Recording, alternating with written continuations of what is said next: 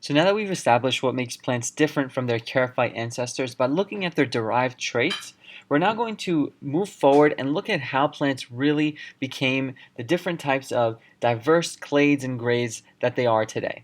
And we'll talk about the distinction between grades and clades as we move forward through this next flowchart, which we'll entitle Origin and Diversification of Plants. So we talked briefly about the fact that plants come from this charophyte origin, but we're now going to look more so at the phylogenetic history of plants, the evolutionary history of plants, and how they relate to each other, the different types of plant grades and clades, as we'll see. First and foremost, there are some key moments to understand about the origin of plants. And those key moments are all in reference to that huge transition from water to land. Specifically, one, let's say, date or time to remember is about 1.2 BYA for billion years ago.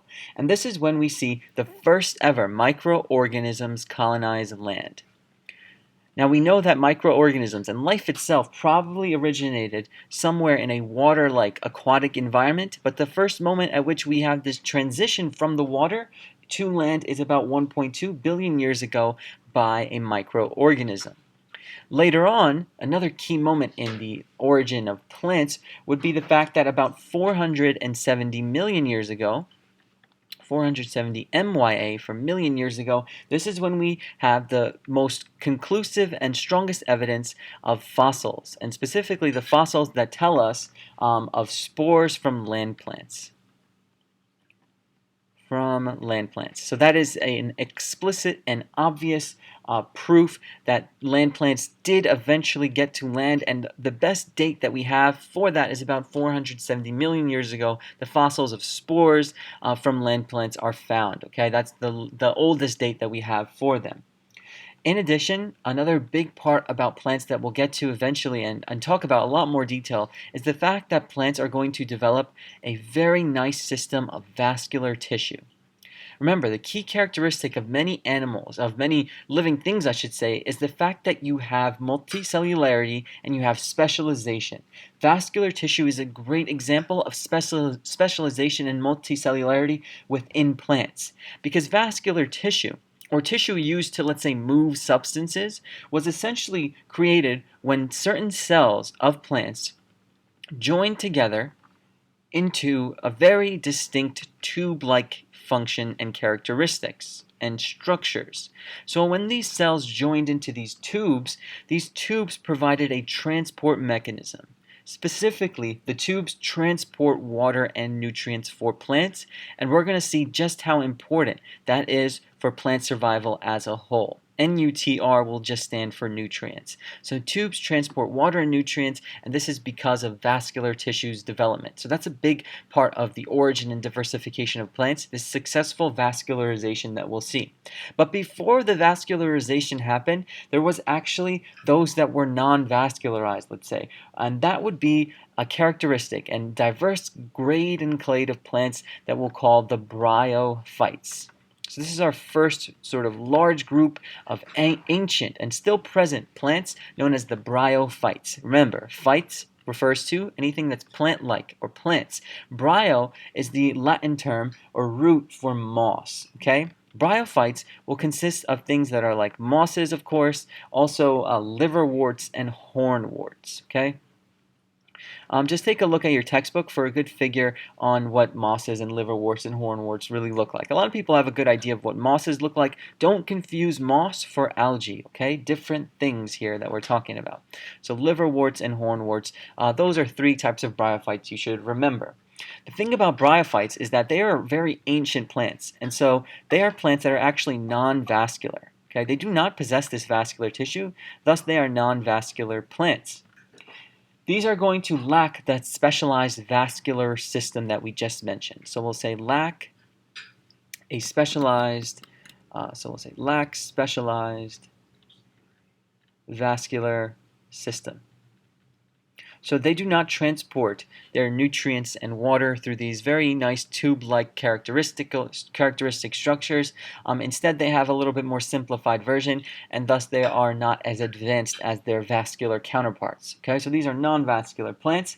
Now, the distinction that I want to mention now is the idea of a grade versus a clade. And this is because we're looking at the origin and diversification of plants. Thus, we have to mention a little bit of phylogeny, a little bit of taxonomy and classification. So, first and foremost, bryophytes do not form a monophyletic group. Now, we know that monophylogeny is good. That is something that a phylogeneticist really wants, because monophyletic means that it comes from one common ancestor. Everybody is rooted on one common ancestor. Bryophytes are not. They are not rooted on that one common ancestor. Thus, you have to say the following. They don't, because they're not monophyletic, they don't form a true clade. Okay, don't form a clade. Now, we've mentioned clades many times throughout our Unicont diversity lectures. Right now, we are not looking at a clade when we look at the bryophytes. What we are looking at is a more diverse, less evolutionary, let's say, grounded group of organisms called a grade. So we'll say they do form a grade. And a grade is simply a collection of organisms. So we'll write this down as a collection of organisms. So it's not in terms of evolutionary history right now. Collection of ORGS for organisms that share biological features. Okay.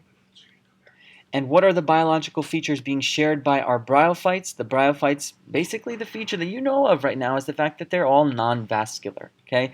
They are all non-vascular, and thus that is their biological feature shared amongst this large collection of ancient plants, the mosses, liverworts, and hornworts more specifically. Okay? So distinction here is that we are not looking at a clade because we are not looking at a monophyletic group. We are looking at a grade, a group of organisms that is share biological features, main biological characteristics, not necessarily any sort of phylogeny or evolutionary history. Okay, so those are our bryophytes. Now let's talk about our vascular plants. Okay, and our vascular plants can be divided into sort of two key types of vascular plants. So we have now vascular plants. The non-bryophytes, let's say. The vascular plants can be either seedless or seeded vascular plants. We'll first do the seedless vascular plants. Okay, so we'll do seedless, and I'll just put VP for vascular plants. Here, we're going to have things like lycophytes. As an example, I'll put the examples up here. Things like lycophytes, which are just equal to club mosses. So that's a vascular seedless plant. Club mosses. Let me rewrite that. There are also going to be other seedless vascular plants like the ferns. So very old organisms as well, ferns. And the one thing you really just want to remember about seedless vascular plants, besides the fact that club mosses and ferns are the types to remember, here we again have the same distinction.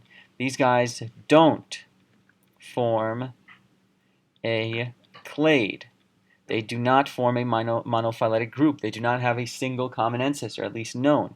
But they do form a grade. Everybody has the same biological features, the fact that they are vascular and the fact that they are seedless. Okay, we'll get into these types of plants in a great detail as we move forward, but for right now we're just leveling out the playing field and looking at what types of plants we're going to be looking at thus far. And then finally, we have to also mention the fact that we have the seed, or the seeded, let's say, VP, vascular plants. Here, we're going to have the organisms, the plants, that form most of the living plant species that we see today.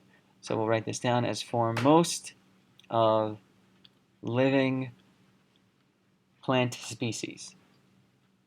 And so we're talking about many species, of course, so we'll do SPP here. So most of the plants that we see today are seeded vascular plants that have this vascular tissue. Okay? In addition, the thing about a seed that's important to remember is the following. It's a big, big part of many plants because it's so critical and so useful. Since it's technically just going to be an embryo, that's what a seed is, packaged with So it's combined with a supply of, and we talked about this briefly when we talked about the idea of embryophytes, embryo packaged with supply of nutrients, all inside a nice protective coat. Inside a protective coat. So it makes sense. You want to protect something that will eventually become a larger, more advanced seeded vascular plant, and you also want to give it the nutrients necessary to become that type of plant. That's why seeds are put into ground and seeds grow into the full-fledged plants that you know of. So, of these seeded vascular plants, there are two main groups to remember, and we'll go over these groups in more detail as we move forward through this lecture, but for right now, we'll just introduce them. The two groups are as follows. We have the gymnosperms. So this is a very nice name to cover this type of seeded vascular plants. Gymno just means naked, and when we say sperms in terms of plants, any type of plants that are sperms, they are seeded. Okay, sperm just literally defines as seed. So gymnosperms are essentially just literally naked seeds.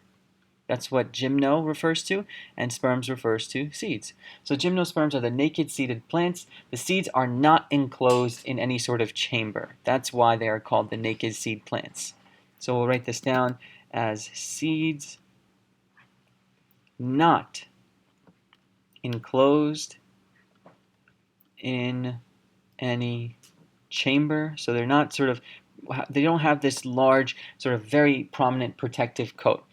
Classic example of this would be conifers. So I'll write on the side over here, conifers, as our classic example of our gymnosperms. In addition, the other group to remember, and we'll go over these in much greater detail as we move forward, is the angiosperms. So we know that this root of sperms refers to seed, but angio specifically refers to plants that are the container seed plants. So angio is the root that means container. So these are container seed plants. Here, these are our classic, everybody knows these, the flowering plants. Seen all throughout the world, very, very successful, very, very important. These also include plants that are fruit enclosed. So the fruits that we achieve and get from our environment comes from angiosperms. Fruit enclosed seeds are usually going to be seen in these flowering plants, and the reason why we enclose them in fruit is because the fruit attracts different animals, and animals eat the fruit, and then animals spread the seeds from the fruit throughout the environments that they live in. So it's a very unique characteristic that these plants have succeeded at in transferring their seeds all throughout any sort of landscape, because they provide a nice fruit structure that other animals really, really want and enjoy. And because of this, and we'll talk about that more later, this has become the most dominant. And when we say most dominant, we mean the most dominant type of plants.